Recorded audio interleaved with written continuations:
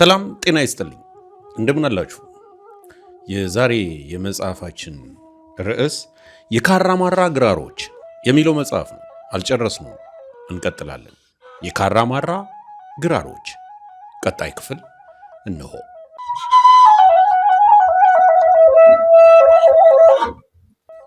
መቶ አለቃ መንገሻ፣ የጠላት ማርከሻ፣ የወገን ትከሻ።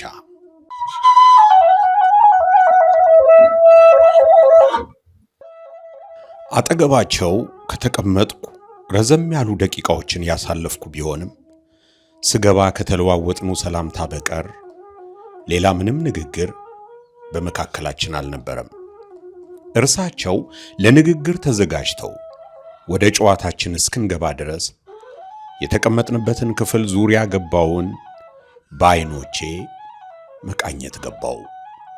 የቤቱ ዕድሜ ረዥም መሆኑ አሁን ካለበት አቋም መረዳት ይቻላል።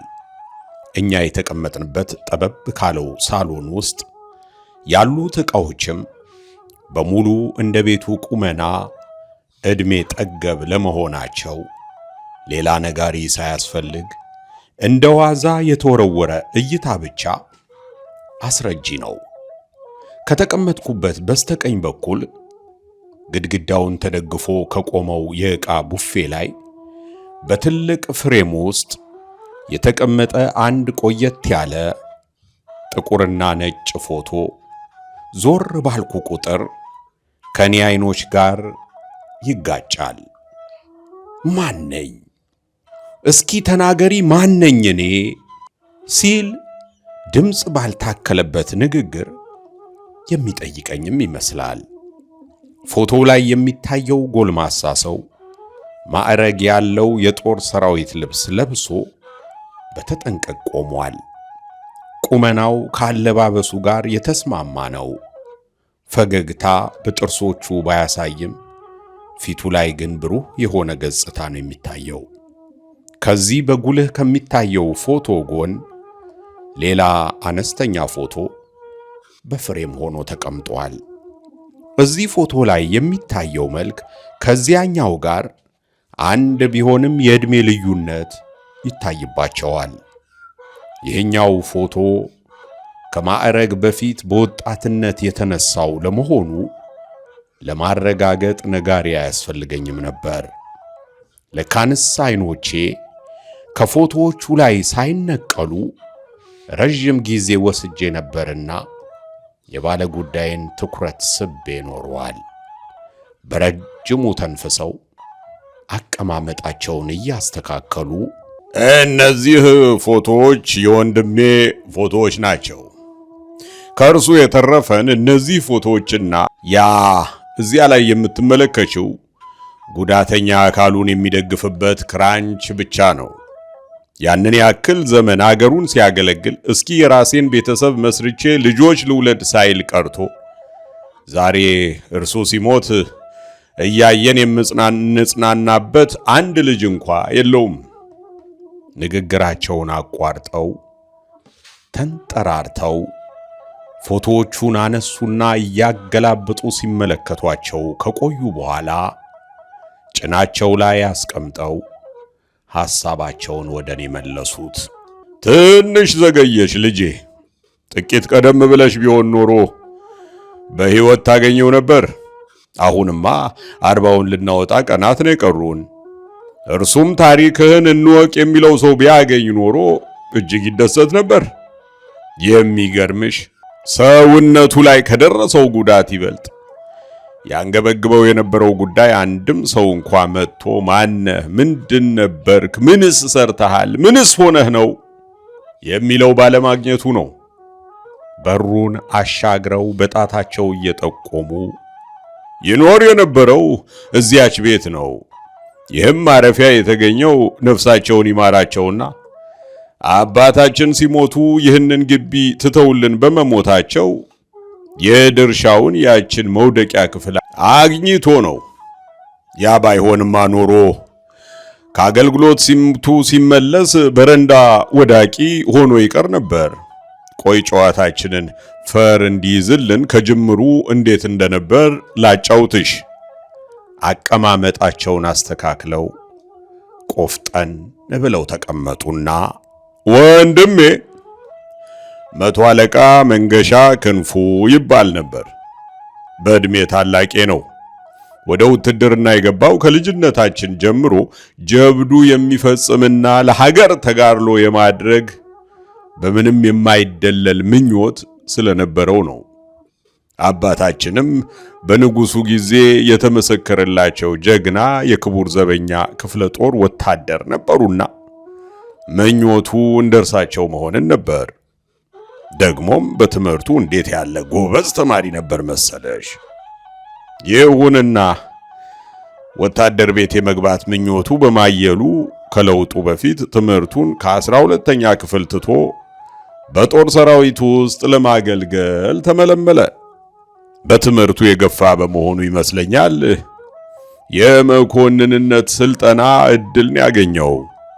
አባቴ ትምህርቱን ከጫፍ ሲደርስ አቋርጦ ወታደር ለመሆን መውደዱ ቅሬታ ቢፈጥርባቸውም በሀገር ጥቅም በኩል ዋዛ የማያውቁ በመሆናቸውና የውትድርና ሙያን ከሙያቸው ሁሉ አልቀው የሚመለከቱ በመሆናቸው ፍላጎቱን አከበሩለት እንጂ ተዋላሉትም። በኋላም የ1966ቱ አብዮት መጣና ቀዳማዊ ኃይለ ሥላሴ ከዙፋናቸው ተነስተው በእርሳቸው እግር ደርግ ተተካ። አብዛኛው ህብረተሰብ በንጉሱ ላይ በተለያዩ ምክንያቶች አኩርፎ አዲስ አስተዳደርና ለውጥ ፈላጊ ሆኖ የከረመ ቢሆንም ይህ ለውጥ በወታደሩ በኩል መጥቶ ወታደሩ እጅ ላይ በመቆየቱ ህዝቡ ለውጡን በጥርጣሬ ያየው ጀመር። አባታችንም በዚህ ጊዜ ወንድሜ በሰራዊቱ ውስጥ መቆየቱን አልወደዱለትም። ንጉሱን አዋርዶ እንዳይሆኑ አድርጎ ከስልጣን ላወረደና እሳቸው መልካም ነበር የሚሉትን ሁሉ አጥፍቶ ስልጣን ይዟል ለሚሉት ጦር ሰራዊት ለማገልገል በመውደዱ አልተደሰቱም። እርሱ ግን በተደረገው ለውጥ እጅግ ደስተኛና ተገቢ ነው ባይ ነበር። ከሰራዊቱ ጋርም በዚያው እያገለገለ ቆየ። 1969 ዓመተ ምህረት በታህሳስ ይሁን በጥር ብቻ በዚያኑ አካባቢ ድንገት ከረጅም ጊዜ በኋላ ሊጠይቀን ወዲህ ሲመጣ አባታችን ሰርግ የመሰለ ድግስ ደግሰው ወዳጅ ዘመድን ሁሉ ጠርተው ተቀበሉት። ያኔ ሲመጣ የምክትል መቶ አለቃ ማዕረጉን በትከሻው ላይ አድርጎ ስለነበር አባታችን እንኳ ሲጠሩት ማዕረጉን በማስቀደም ነው። እኛም እርሳቸውን እያየን እንደ ወንድም ቀለል አድርገን ሳይሆን በአክብሮት ማዕረጉን ሳናጓድል እንጠራው ነበር። እኔ እንዲያውም አባታችን ለእርሱ የሚሰጡትን ክብርና አድናቆት ስመለከት እኔም እንደ እርሱ መሆን እመኛለሁ። አንድ ቀን ምሽት ላይ ሁለቱ ብቻ ከደጅ ቁጭ ብለው እየተጨዋወቱ ነበር። አባቴም እንዲህ ሲሉ ሰማኋቸው። ወታደር እወዳለሁ የኔ ልጅ፣ ያውም ጀርባውን ሳይሆን ግንባርና ደረቱን የሚሰጥ ወታደር። ያ ማድረግ የማይወድ ከሆነ ግን ጠመንጃውን ለእውነተኛ ወታደር ሰጥቶ ወደሚሆንለት ሙያ መመለስ ነው የሚበጀው። ምክንያቱም ያለ ቦታው የተገኘ ሁሉ ልክ ያልሆነ ነገር መስራቱ አይቀርም። ድንጋይ እንኳ ያለ ቅርጽና ያለ መጠኑ ብትደረድረው ሌላውንም አብሮ ይንድብሃል። ያው አንተም እንደምታውቀው ወዳጅ ዘመዱ ሁሉ ትምህርትን ትተህ ውትድርና መግባትን ሲሰማ የወቀሳ ናዳ፣ ተማሪ ከትምህርቱ አስቁመህ ወታደር ቤት ትልከው፣ እንዲያው ምን አይነቱ አባት ነህ? እንኳን የወለዱት ልጅ ያልወለዱት አልፎ ሄያጅስ ቢሆን ይህን ሲያደርግ ሲመለከቱት ዝም ያሰኛል። ያላለኝ የለም።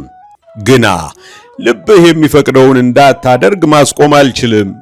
አገሬን በዚህ ነው የማገለግል ካልክ እኔ ምን አግብቶኝ በዚህስ አይሆንም ስል ከለክልሃለሁ። ልጄ የውትድርና ዕድሜ 1/2 እጅ ነው።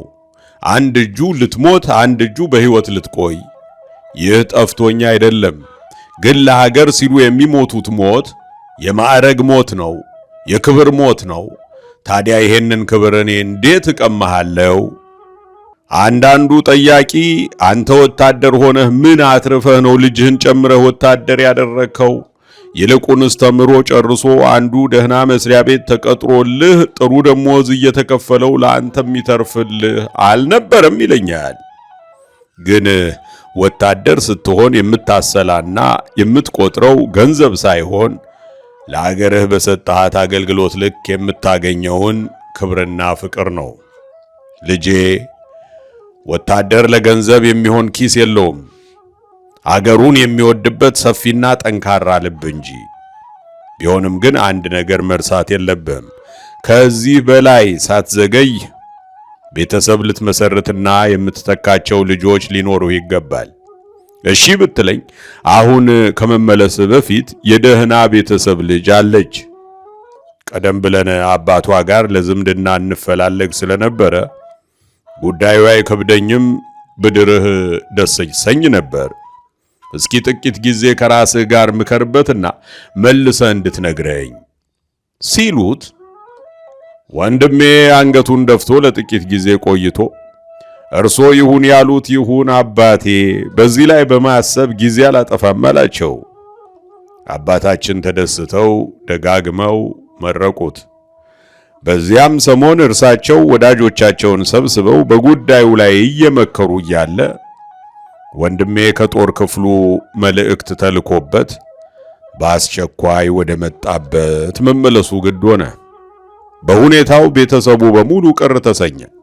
በተለይ ደግሞ አባታችን በእጅጉ አዝነው ነበር።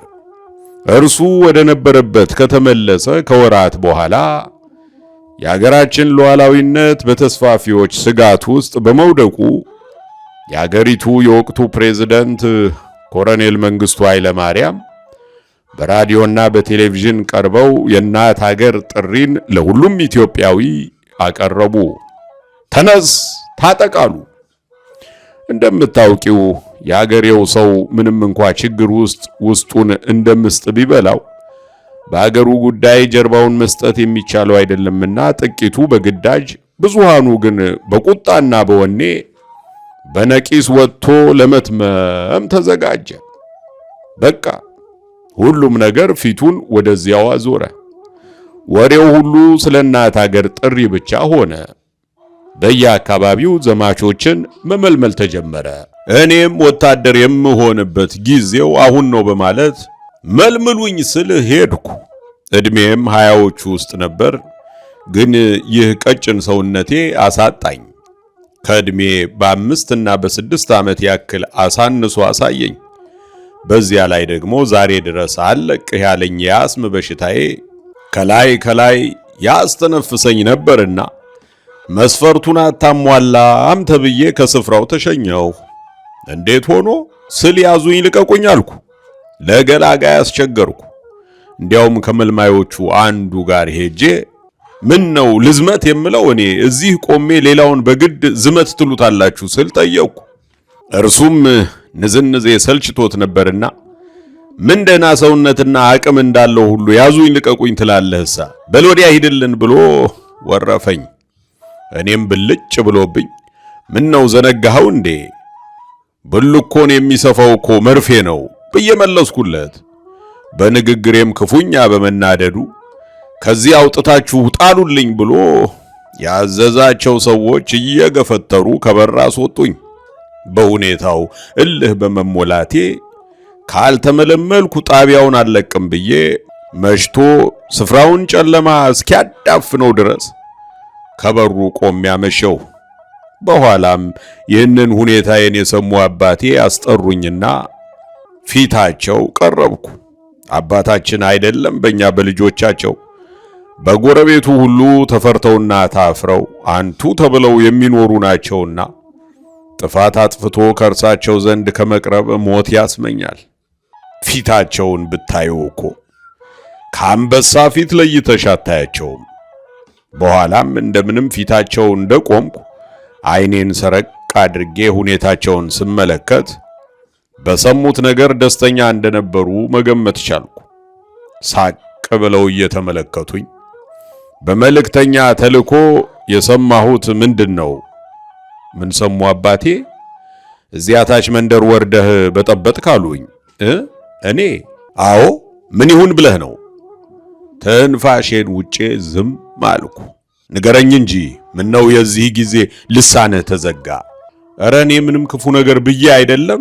ታያሳ እንደምንም ስፈራ ስቸር ቆይቼ ታች ከጣቢያው ሄጄ እኔንም እንደሌላው አዝምቱኝ ስል ጠይቄያቸው ነው። ኋላስ አትዘምትም አሉኝ። በምን ምክንያት? ምክንያቱ ይህ ነው ስል ለመናገር ቃሉ እሺ ብሎ ካፌ አልወጣልህ አለኝና መሬት መሬቱን እያየሁ ቀረሁ። በል እንጂ ንገረኝ፣ ምክንያቱ ምን ሆኖ ነው? ሰውነቴን ያሳጣኝ እና ምን አልካቸው? በንዴት ቁና ቁና እየተነፈስኩ ልብ ካልገዘፈ ሰውነት ቢገዝፍ ምን ዋጋ አለው አባቴ? ብልኮን የሚሰፋው መርፌ ነው ስላቸው ተጣሉኝ። እንዲያ ነው ያልካቸው? አዎ ይህንኑ ነው ያልኳቸው። ድንቅ ብለሃቸዋል የኔ ልጅ። ያጠረ ቁመናህን አዩት እንጂ መቼ ልብህን አዩልህ? ግድ የለም የኔ ልጅ፣ አገርህን ለማገልገል መውደድህ ደስ አሰኝቶኛል። ግን አገር ወታደር ብቻ አይደለም የምትፈልገው፣ ገበሬም መምህርም ዳኛም ነውና በዚህ ቢከለክሉህ ሌላውን አይከለክሉህ። በሌላው መበርታት ነው አይደለም እንዴ እኔ አንበሳ? የአባቴ የሙገሳ ቃላቶች በደስታ ኮርኩረውኝ ሳቅ ሳቅ እያለኝ እሱስ ልክ ነው፣ አሁን የሚያስፈልጋት ወታደር ነው ብዬ ነው እንጂ አልኳቸው። ግድ የለም የሚሄዱት በድል ይመለሱ እንጂ ይበቃል ብለው አሰናበቱኝ። እውነት ለመናገር የአባቴን ይህንን ንግግር ስሰማ ከዘማቹ ፊት እኔ ሄጄ ድል አድርጌ እንደተመለስኩ ሁሉ በልቤ ኩራትና ደስታ ሞልቶ ነበር።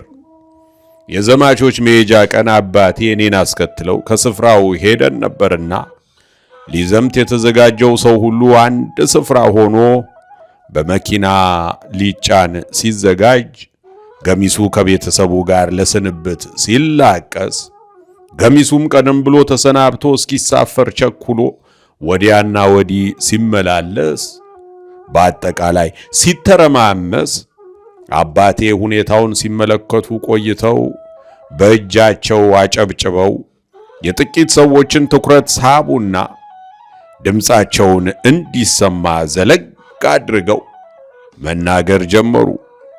በአካባቢው የታወቁና የተከበሩ ሰው ናቸውና ንግግር መጀመራቸው ሲታወቅ ሁሉም ጆሮውን ሰጣቸው። በድል ይመልሳችሁ ልጆቼ፣ ከቁጥር ሳትጎርሉ የምስራች ይዛችሁ የምትመለሱ ያድርግልን። የጠላት ዓይኑን ጨለማ ጉልበቱን ቄጤማ ያድርግላችሁ።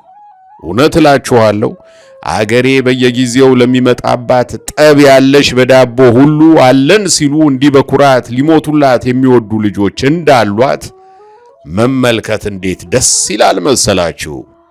እንዲህ ለአገር ሞታለሁ ብሎ ተሰልፎ መገኘት ጽድቅ ነውና እግዚአብሔር ይከተላችሁ።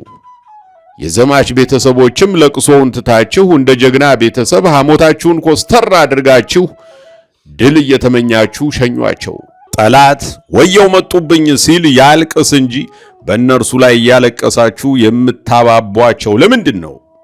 ቀሪው ሰው ደግሞ የዘማች ቤተሰቦችን አይዟችሁ እያልን በመጠየቅ ደካሞችን በመርዳት የሚሄዱትን በቸር እስኪመለሱ እንጠብቃለን ብለው ንግግራቸውን ሲጨርሱ አጠቃላይ ዘማቹና ሸኚው ሁሉ በሆታ ጨበጨበ።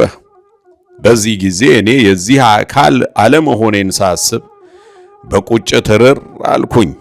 ወንድነቴን የተቀማሁ ያክል ቆጠርኩት። ወደ ቤታችንም በተመለስን ጊዜ ኩርፊያ በመሰለ ስሜት ከሰው ተገልዬ ቆየሁ። ወንድሜም ተጠርቶ ከሄደበት ጊዜ ጀምሮ ጦርነቱ እስኪገባደድ ስለ እርሱ ምንም ወሬ መስማት አልቻልንም ነበር።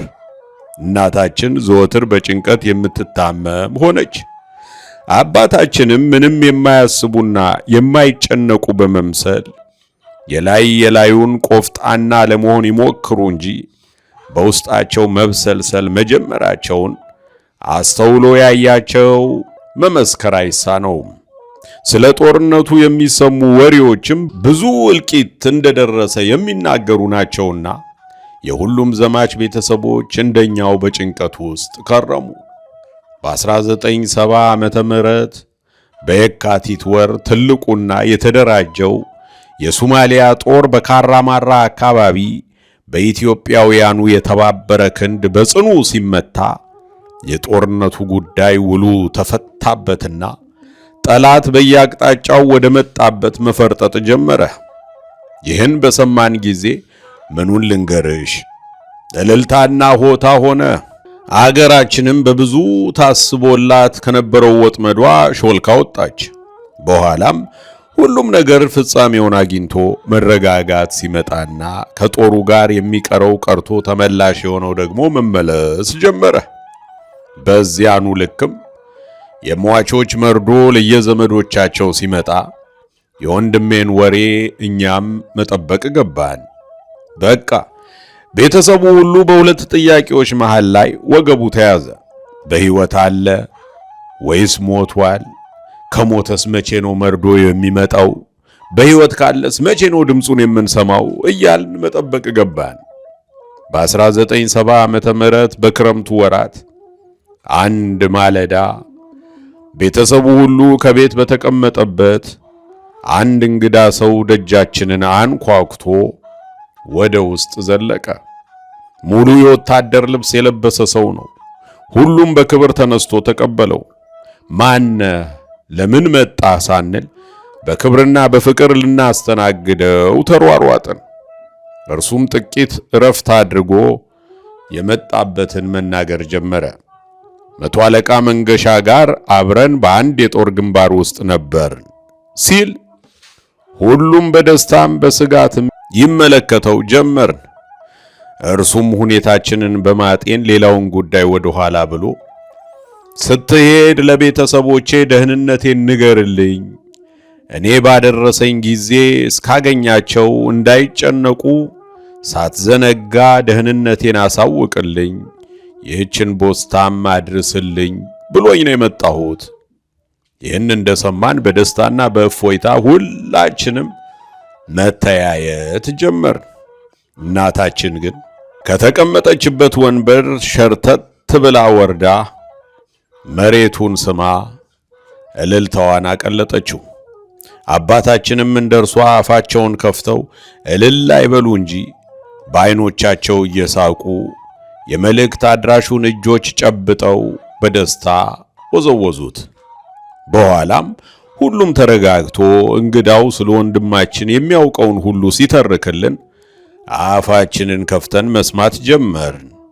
መቶ አለቃ መንገሻና ጓደኞቹ ሁሉ የሚጠሩት መንገሻ የጠላት ማርከሻ፣ የወገን ትከሻ እያሉ ነው። ጓዶቹን በመምራት ያውቅበታል ይላሉ። እኔ ያወቅኩት ጦርነቱ ሊጠናቀቅ ባለበት ጊዜ ቢሆንም በዚያ ጊዜ ውስጥ እንዳየሁት የጦር ሙያ አዋቂ እንደሆነና በሁሉ ዘንድ የሚወደድ መሆኑን ነው። ሌሎቹንም ስለ እርሱ እንደተረኩልኝ እርሱ ከገባባቸው ውጊያዎች ውስጥ በሕይወት የወጣው በፈጣሪ ኃይል እንደሆነ ነው። እንደ እርሱ ድፍረትና ድርጊትማ አንድም የሚቆጠር አካል አይተርፈውም ነበር። የጥይትን ጣጣ፣ የቦምቡን ፍንዳታ እንደ ማሽላ ጩኸት እንኳ ሳይቆጥር ከፊት ቀድሞ እየመራ ጠላትን ሲያስጨንቅ ለተከበቡ ጓዶች ሌሎች ጓዶች ይዞ በነፍሳቸው ሲደርስ አንድ ሰው ነው ሲሉ የሚያስቡት ሰው አይደለም ይባላል። ለዚያ ነው አሉ መንገሻ የጠላት ማርከሻ፣ የወገን ትከሻ ሲሉ የሚያውቁት ሁሉ የሚጠሩት። እኔም ይህንን ከሰማው በኋላ ምነው በዚያ በቀውጢው ሰዓት ቀድሜ ባወቅኩት። እንዲህ ከጀግና ጋር ሲውሉ ኮፈሪ እንኳን ጀግና ይሆናል እላለሁ። እናም እኔ አካባቢዬ በዚህ መሆኔን ሲያውቅ ነው በመጣሁ ጊዜ መልእክት እንዳደርስላችሁ የላከኝ ብሎ ንግግሩን ሲያቆም በሁላችን ውስጥ ቅሬታ ነገር ተሰማን። ምክንያቱም ስለ ወንድማችን የጀግንነት ውሎ ብዙ ወሬዎች ለመስማት ጓጉተን ነበርና ነው። መልእክተኛውን በክብር አስተናግደን ከሸኘን በኋላ አባታችን ከመልእክተኛው የተቀበሉትን ደብዳቤ ለራሳቸው አንብበው ሲጨርሱ ሁላችንም እንድንሰማው ከፍ ባለ ድምፅ ያነቡልን ጀመር። ፖስታው እስከ ቅርብ ጊዜ ድረስ ነበር። አሁንም በትኩረት ብፈልገው አላጣውም። አሁን አግኝቼ ባልሰጥሽም የጽሑፉን ሐሳብ አልዘነጋውትም። ከሰላምታው ቀጥሎ እንዲህ የሚል ነበር። ውዱ አባቴ፣ ዛሬ ጠላትን በተባበረው የሕዝብ ክንድ አማካኝነት አድቅቀን እዚህ ድረስ በእብሪት የመጣበትን መንፈስ ሰብረነዋል።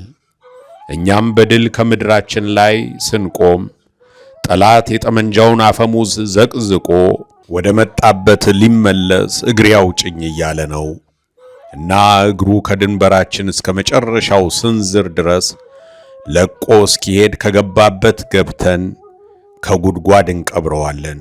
አባቴ፣ ያኔ እየተቀባበልን የሳምናት ሰንደቅ ዓላማችንን ዘርግተው ሲመለከቷት ይበልጥ ቀለሞቿ እንዲህ እንደሚያምር ልብ ያልኩት ዛሬ ነው።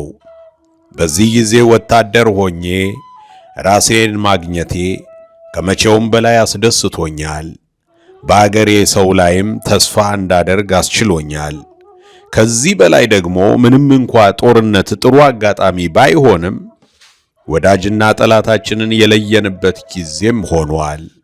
ሶማሊያም ሕልሟ ተጨናግፎ ፊቷን አዙራ ስትመለስ፣ አገራችን ኢትዮጵያ ግን ዛሬም እንደ ቀድሞ ጊዜ ወራሪዋን አሳፍራ መልሳለች የሚልና አንዳንድ ስለ ጦርነቱ የታዘባቸውን ጉዳዮች ይዘረዝራል።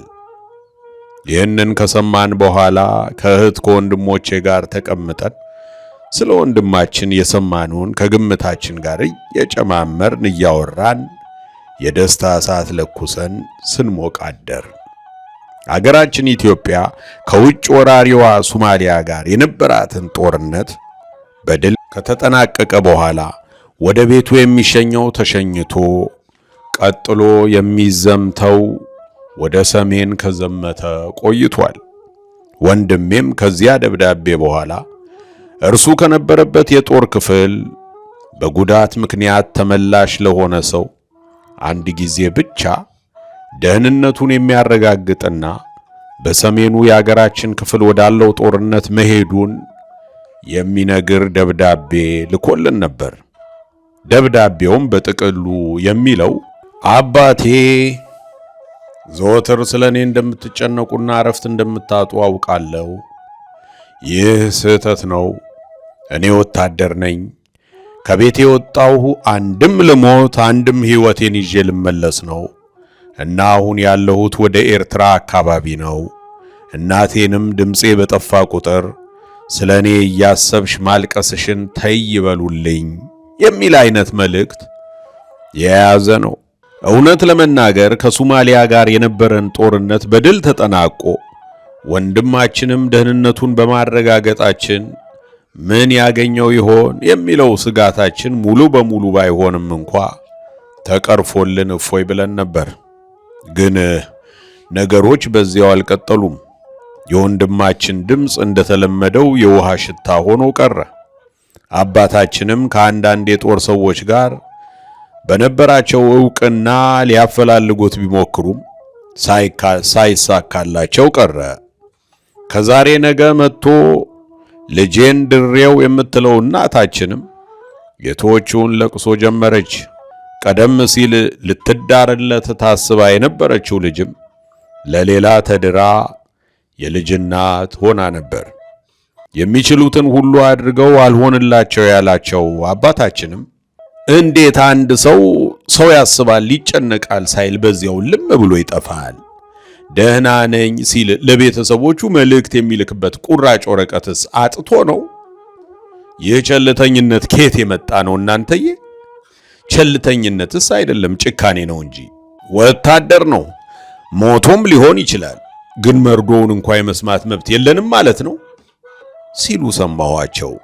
ቤተሰቡ በወንድሜ ሞት እርግጠኛ ሆኖ በመኖሩ ተስፋ ከቆረጠ በኋላ በ1978 ዓመተ ምህረት በግንቦት ወር አካባቢ ለአባታችን መልእክት መጣላቸው። መቶ አለቃ መንገሻ ክንፉ ቆስሎ በሕክምና ላይ ነው የሚል መልእክት። በቃ ቆስሏል መባሉ ቀርቶ ሰርጉና ምላሹ ሆኗል እንደተባልን ሁሉ በደስታ የምንሆነውን አጣን። አባታችንም ልጄ ካለበት ሄጄ ካላየሁት አንድ ሌሊት ደግሜ በቤቴ አላነጋም ብለው በበነጋታው ተነስተው አለ ወደ ተባለበት ስፍራ ሄዱ። በአጋጣሚ መልእክቱ የመጣው ሕክምናውን በጨረሰበት ወቅት ነበርና ከሳምንታት በኋላ አባታችን ቁስለኛ ወንድማችንን መቶ አለቃ መንገሻን ይዘውት ተመለሱ። ከጉልበቱ ከፍ ብለው ሁለት እግሮቹ ተቆርጠው በክራንች ነበር የመጣው። እርሱን በዚያ ሁኔታ መመልከት ለኛ ከባድ ቢሆንም የተለየ ነገር አላየንም በሚል አቀባበል ተቀበልነው። ያኔ ወንድሜ ወደ ቤት ሲገባ ፊቱ ላይ ያየሁት ጎምዛዛ ስሜት ምን ይመስል እንደነበርና ዛሬም ድረስ በደንብ አስታውሳለሁ። የሆነውን ለመቀበል ከብዶት ከእውነቱ ጋር ተጣልቶ ነበር። ለብዙ ጊዜም የአካል ጉዳቱን አምኖ ለመቀበል አሻፈረኝ ብሎ ነው የቆየው። ወላጆቻችን እንደሚመኙለትም ትዳር መያዙ ተረሳ። ማለቴ እርሱ ስለዚህ ጉዳይ ዳግም እንዳይነሳ በመከልከሉ ጥያቄው በወላጆቻችን ልብና አፍ ውስጥ ምኞት ብቻ ሆኖ ቀረ። እኔ እንኳ ታናሹ እርሱ ወደ ቤት በዚያ ሁኔታ ሲመለስ ጎጆ ወጥቼ ሁለት ልጆች ወልጄ ነበር። ከዚያ ጊዜ በኋላ ራሱን ችሎ ለመኖር መታገል ጀመረ። ቤተሰቡ ለእርሱ ብሎ በሐዘኔታ የሚያደርግለትን ድጋፍና ቸሮታ አይቀበልም። የት እንደለመደው ባላውቅም ጥሩ የእጅ ሙያ ነበረውና እርሱን እየሰራ ሳንቲም ማግኘት ጀመረ። ባህሪው ከድሮም ቁጥብ ነበርና አሁን ካመጣው አዲስ ጸባይ ጋር ተዳብሎ ይብሱኑ ዝምተኛ ሆነ። ጥሩ ሲጫወትና ሲስቅ የምናየው ወታደር ቤት ሳለ የሚያውቃቸው ሰዎችን ሲያገኝና አባታችን ጋር ብቻቸውን ሲሆኑ ነበር። ጊዜው በእንዲህ መልኩ ገፋ። ከቤቱ የቀሩትም ታናናሾቻችን ትዳራቸውን እየያዙ ጥሩ ኑሮ መኖር ጀመሩ። የእርሱ ጉዳይ ብቻ እንዳሳዘነን ቀረ። በኋላም በ1983 ዓመተ ምህረት የመንግስት ለውጡን ተከትሎ ሰራዊቱ በሜዳ መበተኑን ሰማን። ከሀገር የተሰደደውም ተሰደደ። የተቀረውም በማይሆን አኳኋን መኖር ጀመረ። እርሱም በእጅጉ አዘነ። እንዲያው ሁኔታውን ላየ ልጆቹን ከየቤታቸው አውጥተው ያለ ፈቃጅ በሜዳ የበተኑበት ነው የሚመስለው። አባታችን በ1984 ዓመተ ምህረት መጨረሻ ሞቱ። እናታችንም ከአባታችን ሞት በኋላ 8 ዓመት ቆይታ እርጅናው ሳይሆን የልጁ ጉዳይ አብከንክኗት አረፈች። ምንም እንኳ እኛ ከጎኑ ሆነን አይዞህ ብንለውም እንደ መልካም አባት እንደ ተጨናቂዋ እናት ልንሆንለት አልቻልንም። በአጠቃላይ ኑሮው ተጎሳቆለ። በዚህ ሁኔታ እየኖረ እንዳለ እንደው አንድ ሰሞን በልብሎት ስለ ራሱ ሕይወት ማስታወሻ ቢጤ መጽሐፍ ጀመረ። ከአብዮት ዋዜማ እስከ ዘመቻ ባህረ ነጋሽ የሚል ርዕስም ነበረው። እኔም ጽሑፉን አጠቃላይ የግል ሕይወቱን ያሰፈረበት ይሆናል ብዬ ስላመንኩ አንድ ቀን ስለዚሁ ጉዳይ አንስቼ ጥሩ ነገር አስበሃል፣ ይህን መጽሐፍን ለትውልድ ልታስቀምጥ መውደድህ ትልቅ ኃላፊነት መወጣት ነው ብለው ተቆጥቶ አየኝና ለየቱ ትውልድ ሲል ጠየቀኝ።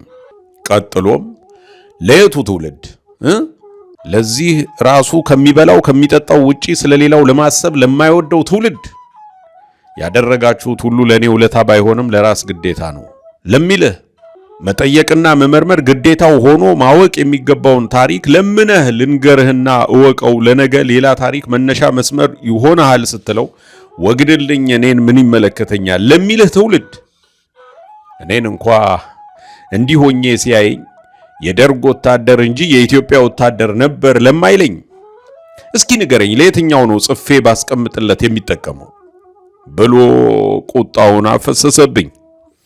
በእርግጥ በቁጣው አልቆጣም። ትውልዱንም አምርሮ በመውቀሱ ተሳስተሃል አልለውም። ምክንያቱም አገልግሎቱን ጨርሶ ዳግም እንደማይፈለግ ከንቱ ውዳቂ ነገር ተወርውሮ ተረስቶ ነው የኖረው። ለሀገሩ ሲል ለከፈለው ዋጋ ሁሉ አንድም ሰው ከመረሳቱ አስታውሶ ፈልጎ መጥቶ የጠየቀው የለም። እርሱ እንዳለውም ብዙዎቹ የጠላት ወታደር እንደነበር ሁሉ የደርግ ወታደር እያሉ ይጠሩታል እንጂ ለምንኖርባት ሀገር ግዴታውን ሲወጣ የነበረ መሆኑን በማሰብ የኢትዮጵያ የቀድሞ ሰራዊት አባል ሲሉ እንኳ የሚጠሩና የሚያከብሩት ትንሾች ናቸው። አካሉን ገብሮ በምትኩ የጨበጠው ክራንችና እግር ይሆኑኛል ሲል የሚገጥማቸው ሰው ሰራሽ እግሮቹ በእርጅና ሲሰበሩና ሲበላሹ ምትክ ፍለጋ እንዲያ ሲቸገር አይቶ አንድ ሰው እንኳ ሌሎችን አስተባብሮ ያንን እንተካለት ያለው የለም። ይህ የኔ ፍላጎት ነው፣ እንዲህ ሊደረግለት ይገባ ነበር የምልሽ እኔ ነኝ እንጂ እርሱ ገንዘብ ነክ ነገር ከሰው አይጠብቅም። የሰው ገንዘብ እንድች አድርጎ አይነካም ነበር። የኋላ ግን ከሰው ለመሸሽ የሚያደርገውን ጥረት ትቶ ሰው መፈለግ ጀምሮ ነበር። አስታዋሽ ያሰኘው ነበር። እንዴት ነህ ሲል ጠያቂ መጥቶ ከልጅነት እስከ ዕውቀት የነበረውን ሕይወቱን ሊያካፍለው የሚፈልገው ሰው ነበር። የኛንም ልጆች እየሰበሰበ ታሪክ ሊያወራላቸውና ሕይወቱን ሊያካፍላቸው ብዙ ቢሞክርም ያ በእርሱ ልቦና ውስጥ የተሳለው ታሪክ የመንገርና ታሪክ የማወቅ ወኔን ማግኘት ባለመቻሉ ተስፋ እየቆረጠ በመምጣቱ ቅድም እንዳልኩሽ ፍላጎቱን ወደ ወረቀት አድርጎ ቆየ። አንድ ቀንም ስለዚህ ጉዳይ አንስቼ ጽሑፉ ምን ላይ ደረሰ ብዬ ጠየቅኩት። ጽሑፉ ደህና አገልግሎት ላይ ውሏል አለኝ። ምን ስፍራ አገኘህለት ነው ወይስ ጠርዞ የሚያስቀምጥልህ አገኘ አልኩት። እኔም በጉጉት የመጨረሻው ምዕራፍ ላይ በመድረሴ ስራዬንም በማጠናቀቄ ሰብስቤ እሳት ለኩሼ ሞቄዋለሁ አይለኝም መሰለሽ? እውነቴን ነው።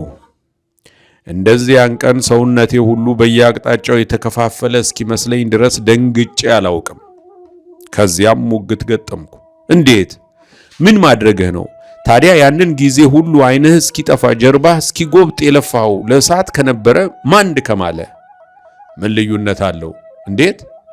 ፈላጊ በሌለበት ተጽፎ የተኖረ ታሪክና ፈላጊ ሳይኖረው ተጽፎ እሳት የበላው ታሪክ ምን ይለያቸዋል?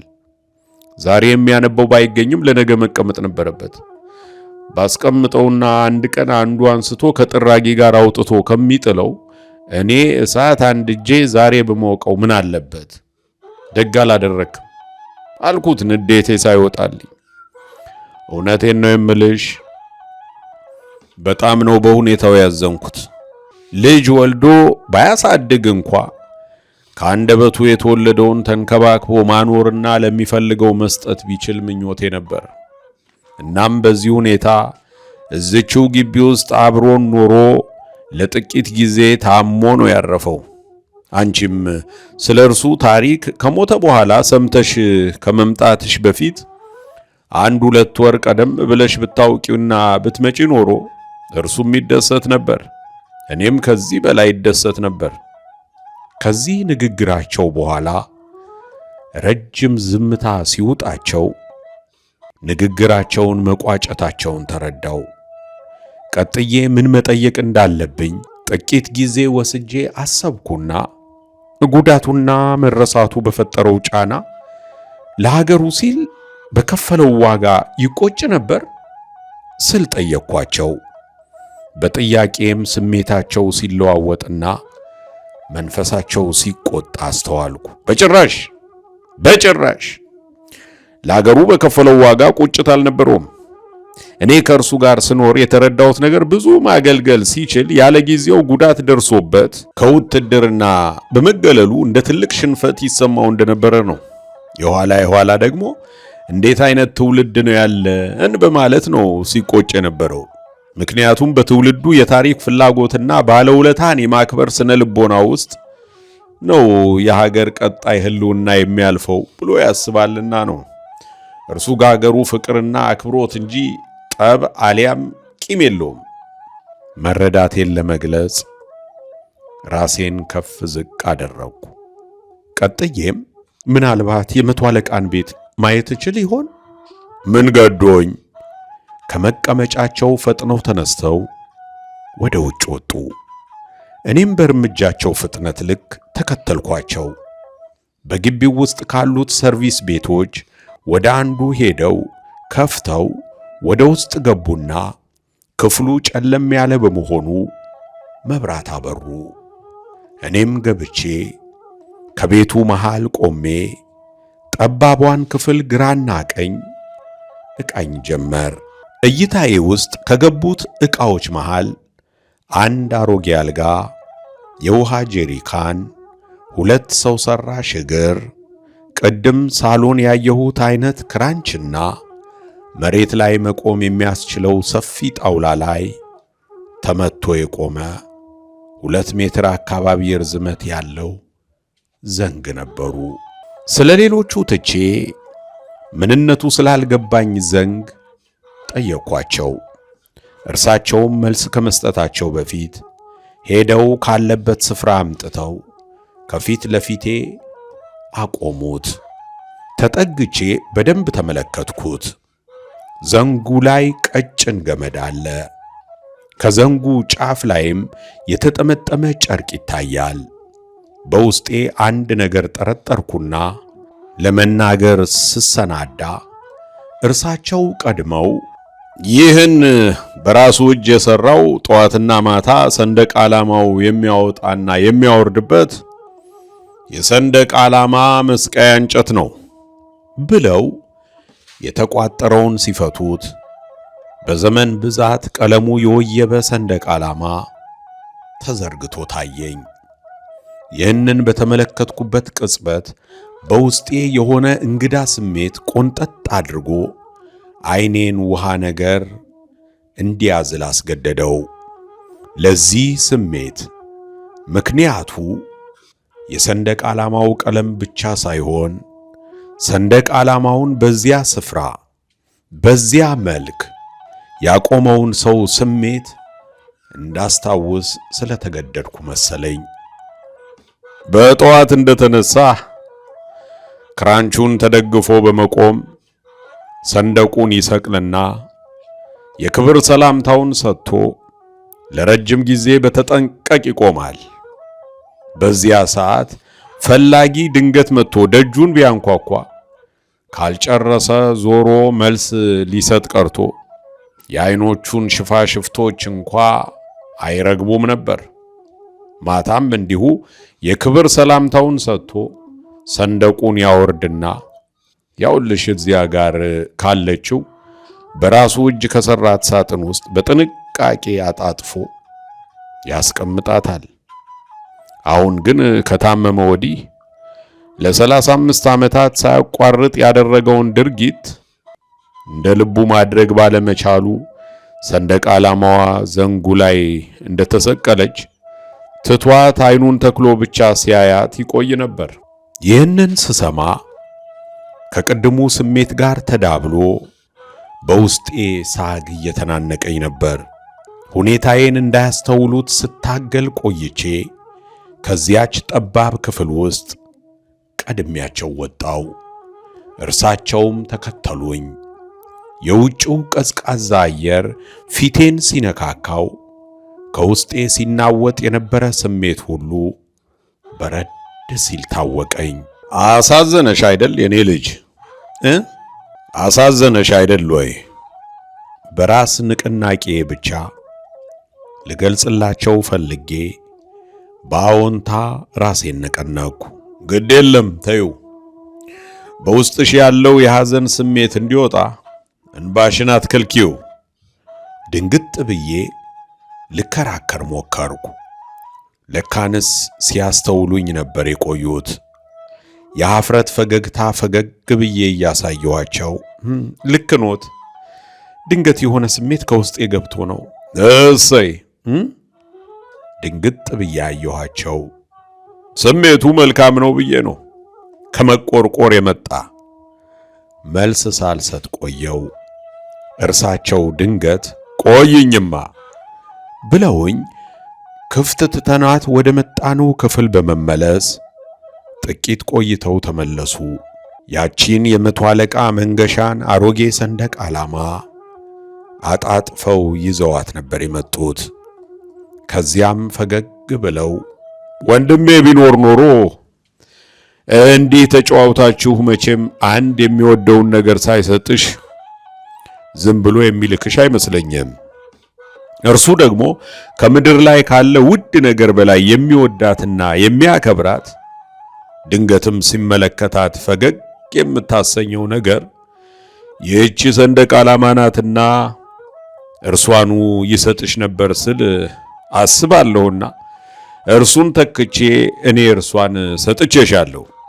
መቼም አገር አታረጅምና አንቺም ይህችን አርጅታለች አትይኝም። በሁኔታው እጅጉን ደነገጥኩ። ቅድም እንደምንም ተቆጥቼ መልሼው የነበረው የሚነዝርና አልቅሺ አልቅሺ ይለኝ የነበረው ስሜት ያለ ከልካይ መጥቶ ከመዳፍ ውስጥ አደረገኝ። በዚህ ስሜት ውስጥም ሆኜ ሁለት እጆቼን ዘርግቼ 35 ዓመት ሙሉ የታሪክና የትውስታ ድርሳን የተደገመባትን የመቶ አለቃ መንገሻን ውድ ንብረት ሰንደቅ ዓላማዋን ተቀበልኩ። በእርግጥ ይህንን ትልቅ ስጦታ ስቀበል ተገቢው ሰው አይደለሁም፣ ለስጦታው እኔ አንሳለሁ በሚል ስሜት ተሞልቼ ነበር። ከዚያ በኋላ ንግግር አላበዛሁም፣ እርሳቸውም አልተጫኑኝም።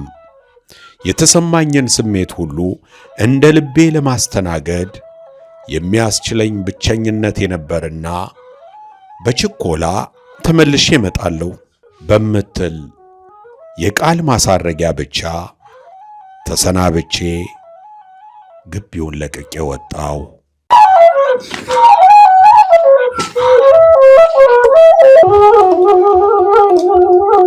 መቶ አለቃ መንገሻ የጠላት ማርከሻ፣ የወገን ትከሻ፣ የካራማራ ግራሮች ገና አላገባደድነውም። በቀጣይ ክፍል እንደገና እስክንገናኝ መልካሙን ሁሉ እየተመኘው ቸር ይግጠመን።